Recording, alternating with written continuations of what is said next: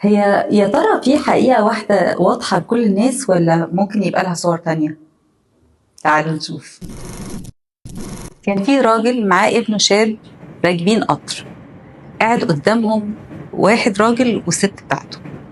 الولد كان بيبص من الشباك بطريقة غريبة جدا، وعمال يروح مع الشباك يروح مع الشباك يروح مع الشباك. المنظر كان غريب قوي، والست الراجل كانوا مستغربين. شوية الولد صرخ وقال لبابا: بص يا بابا، بص بص الشجر بيجري ورانا.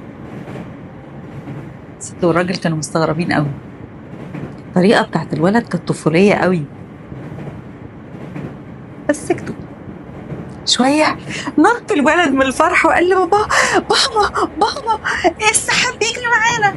الأب كان فرحان قوي وباصص لابنه بمنتهى السعادة، بس الست والراجل كانوا مستغربين قوي المنظر، مش فاهمين هو الولد ده بيتصرف كده ليه، ده شاب يعني طول وعرض. في الآخر ما قدروش يمسكوا نفسهم وقالوا للراجل: يستحسن تعرضوا للدكتور. الراجل ابتسم قال لهم: ايوه ايوه، ما انا عرضت على دكتور واحنا لسه راجعين من المستشفى.